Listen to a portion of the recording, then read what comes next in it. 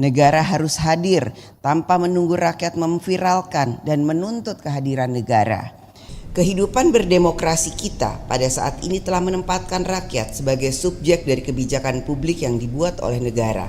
Oleh karena itu, negara dalam mengambil kebijakan publik harus mawas diri, mendengarkan aspirasi rakyat, dapat mengartikulasikan aspirasi dan kepentingan rakyat.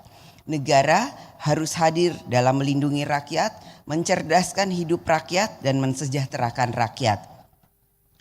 Bagi rakyat yang membutuhkan kehadiran negara dalam menyelesaikan urusan hidupnya, menunggu 1 hari saja akan terasa sangat lama.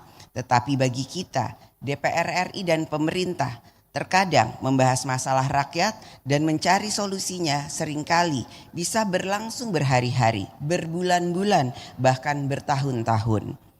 Maka dari itu, marilah menjadi komitmen kita bersama untuk dapat merespon secara cepat dan tepat setiap keluhan masalah rakyat, permasalahan lapangan pekerjaan, masalah sekolah, masalah layanan rumah sakit, masalah petani nelayan, dan lain sebagainya. Negara harus hadir tanpa menunggu rakyat memviralkan dan menuntut kehadiran negara. Bertindak cepat tidak berarti kita mengabaikan tata kelola yang baik. Kita harus bertindak cepat secara terukur dan taat pada prinsip-prinsip yang berintegritas. Niat baik saja tidak cukup dalam membuat kebijakan publik, diperlukan transparansi, akuntabilitas, dan sesuai dengan kewenangannya. Kita harus membangun budaya kerja, membiasakan yang benar dan bukannya malah membenarkan yang biasa.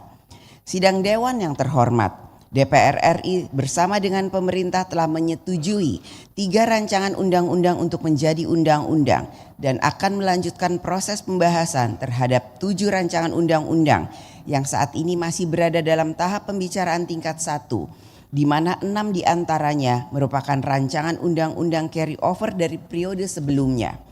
Pada masa persidangan ini, DPR RI juga telah menyetujui 12 rancangan undang-undang usul inisiatif DPR RI. Salah satu indikator bagi rakyat dalam menilai kinerja DPR RI adalah dalam menjalankan fungsi legislasi. Pembentukan undang-undang harus dilakukan bersama-sama antara DPR RI dan pemerintah. Oleh karena itu, pencapaian kinerja dalam hal legislasi merupakan komitmen bersama antara DPR RI dan pemerintah. Kinerja legislasi merupakan tanggung jawab bersama antara DPR RI dan pemerintah.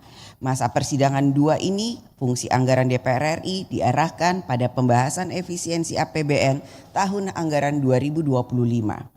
DPR RI melalui komisi-komisi terkait telah melaksanakan berbagai rapat kerja dengan mitra kerja untuk memberikan persetujuan efisiensi anggaran kementerian lembaga.